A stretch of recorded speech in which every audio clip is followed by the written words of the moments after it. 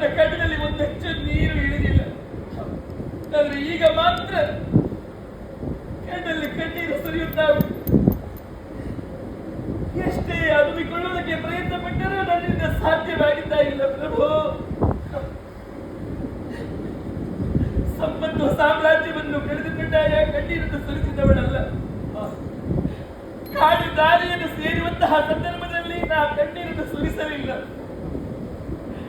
ಹೊಟ್ಟೆಗೆ ಉಣ್ಣುವುದಕ್ಕೆಲ್ಲ ಕುಡಿಯುವುದಕ್ಕೆ ನೀರಿಲ್ಲ ಬಾಯಾರಿಕೆಯಾದಾಗಲೂ ನಾ ಅತ್ತವಳಲ್ಲ. ಯಾಕೆ? ಯಾವ ಭಾಗ್ಯ ಹೋದರೇನು? ನನ್ನಲ್ಲಿ ಪತಿಭಾಗ್ಯ ಬಂದಿದೆ. ಈ ಪತಿಭಾಗ್ಯ ಇರುವಾಗ ನಾ ಯಾಕೆ ದುಃಖಿಸಬೇಕು? ನಾ ಯಾಕೆ ಅಳಬೇಕು? ಆದರೆ ಇದೀಗ ನನ್ನಲ್ಲಿ ಪ್ರತಿಭಾಗ್ಯವೇ ಇಲ್ಲವೆಂದಾದ ಮೇಲೆ ನಾ ಹೇಗೆ ಸಹಿಸಿಕೊಳ್ಳಲಿ ಪ್ರಭು? ಹೇಗೆ ಸಹಿಸಿಕೊಳ್ಳಲಿ?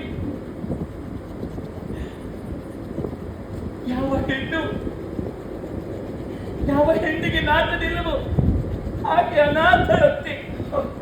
ಆದರೆ ನಾನಾಥನಿದ್ದು ಕೂಡ ಅನಾಥರಾದ ಪ್ರಭು, ಅನಾಥರಾದೆ. ಹಿಂದೆ ನಿಮಗೆ 100 ಪ್ರದಕ್ಷಿಣೆಯನ್ನು ಬಂದು ನಿಮ್ಮ ಪಾದ ಪೂಜೆಯನ್ನು ಮಾಡಿ ನಿಮ್ಮ ಪಾದವನ್ನು ತೊಳೆದಂತಹ ತೀರ್ಥವನ್ನು ಸ್ವೀಕರಿಸಿದವಳು. ನಿಮ್ಮ ಪಾದದ ಧೂಳೇ ನನ್ನ ನೆತ್ತಿಯನ್ನು ಅಲಂಕರಿಸುತ್ತಾ ಇತ್ತು. ನಿಮ್ಮನ್ನು ಪೂಜಿಸಂತಹ ಪುಷ್ಪಗಳೇ ನನ್ನ ಮುಡಿ ಏರುತ್ತಿತ್ತು.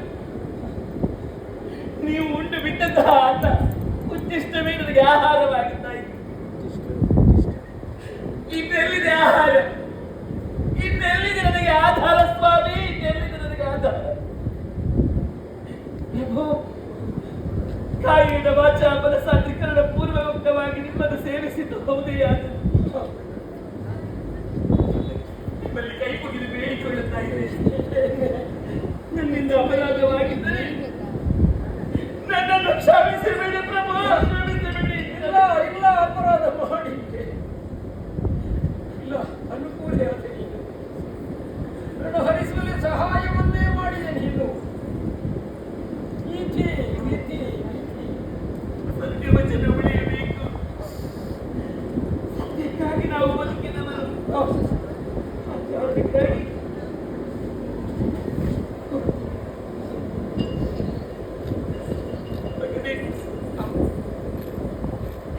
ಮತ್ತೆ ನಿನ್ನ ತಂದೆಯನ್ನು ಯಾವಾಗ ಕಾಣುತ್ತೀಯೋ ಗೊತ್ತಿಲ್ಲ ಮಗನೇ.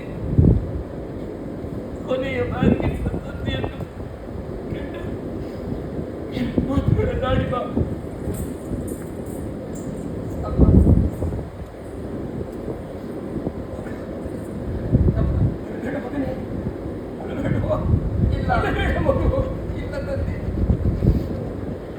ಯಾವ ಕಾರಣ ಕೊಡುವುದಿಲ್ಲ. ಆದರೆ ದೃಢ ಮನಸ್ಕನಾಗಿ ನಾನು ಹೊರಟುಳಿಸಿದೆ. ಯಾಕೆ? ನಿಮ್ಮ ಸತ್ಯಕ್ಕೆ ಆಧಾರವಾಗಿ ನಿಂತವನಿಗೆ ಯಾವ ಮಕ್ಕಳಿಗಾದರೂ ಕೂಡ ತನ್ನ ತಂದೆಯಾಗಲಿ ತಾಯಿಯಾಗಲಿ ಬಳಿಯಲ್ಲಿರುವಾಗ ಅವರ ಬೆಲೆ ಏನು ಎನ್ನುವುದು ಅರ್ಥವಾಗುತ್ತದೆ. ಅವರು ತಮ್ಮಿಂದ ದೂರವಾದಾಗ ತನ್ನ ತಂದೆ ಎಷ್ಟು ತನ್ನ ತಾಯಿ ಏನು ಎನ್ನುವುದು ಅವರಿಗೆ ತಿಳಿಯುತ್ತದೆ. ಈ ಲೋಕಿತ ಈ ಕಾಲಕ್ಕೆ ನಿಮ್ಮ ನಗರಿ ಹೋಗಬಹುದು. ಆದರೆ ಯಾವುದೋ ಒಂದು ಮೂಲೆಯಲ್ಲಿ ಆಸೆಯುಂಟು. ಮತ್ತೆ ನಾನು ನನ್ನ ಅಪ್ಪನನ್ನು ಯಾವಾಗ ಕಾಣಬಹುದು ಎನ್ನುವ ಹಾಗೆ. ಮತ್ತೆ ನಮ್ಮನ್ನು ಕಾಣುವುದಾದ್ರೆ ಎಂದು ನಾವು ನಿಮ್ಮನ್ನು ಕಾಣಬೇಕು ಅಂತಾದ್ರೆ ಎಲ್ಲಿ ನಮ್ಮನ್ನು ಸಿಗುತ್ತೀರಿ ಹೇಳಬಹುದೇ? ಯಾವಾಗ ಬರ್ತೀರಿ ಅಪ್ಪ? ಅಪ್ಪ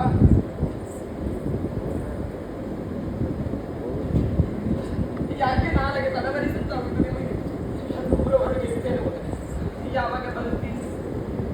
12 ವರ್ಷ ಕಾದುಕೊಂಡು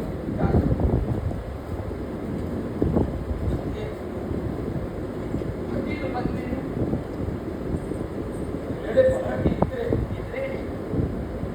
12 ವರ್ಷ ಕಳೆದ ಮೇಲೆ ನೀನು ಅಂದ ಉಣ್ಣುವಾಗ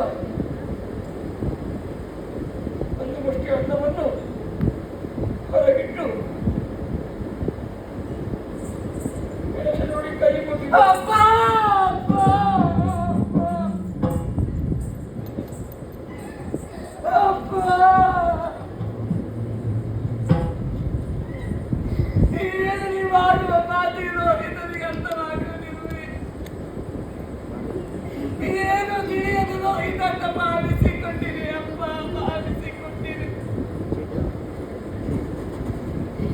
ನನ್ನನ್ನು ಮಾಡುವಾಗ ನಾನು ಯಾವುದೇ ರೀತಿಯ ಮಾತುಗಳ ಆಡಲಿಲ್ಲ. ಯಾಕೆ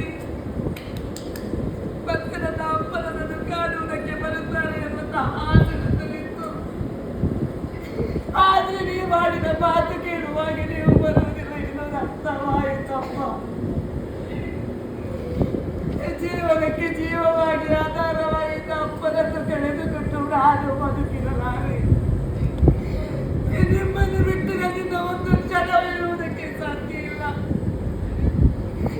ಇಲ್ಲ ಇಲ್ಲಪ್ಪ, ನಿಮ್ಮ ಪಾದದಡಿಯಲ್ಲಿ ನಾ ಇರುತ್ತೇನೆ. ನಾ ಎಲ್ಲಿಗೂ ಬರುವುದಿಲ್ಲ. ನನಗೆ ಅಪ್ಪ ಬೇಕು, ಅಪ್ಪ ಬೇಕು. ಇಲ್ಲಪ್ಪ, ಬರುವುದಿಲ್ಲ. ಅಪ್ಪ ಬೇಕಪ್ಪ. ಇಲ್ಲಪ್ಪ, ಅಪ್ಪ ಬೇಕಪ್ಪ. ಸಮಾಧಾನ ಮಾಡಿ, ಅಪ್ಪ ಬೇಕಪ್ಪ, ಬೇಕಪ್ಪ. ಸಮಾಧಾನ ಮಾಡಿಕೊಂಡೆ, ಸಮಾಧಾನ ಮಾಡಿಕೋಬಹುದು. ನಿಮ್ಮನ್ನು ಬಿಟ್ಟಲ್ಲಿಗೂ ಹೋಗುವುದಿಲ್ಲ ಅಪ್ಪ, ನಾ ಬರುವುದಿಲ್ಲ. ಯೋಗವಾಗಿದ್ದರೆ ನಿಮ್ಮನ್ನು ಭೇಟಿ ಆಗುತ್ತೇನೆ, ಖಂಡಿತ ಬರ್ತೀನಿ. ಅಪ್ಪ, ನಾ ಹೋಗುವುದಿಲ್ಲ.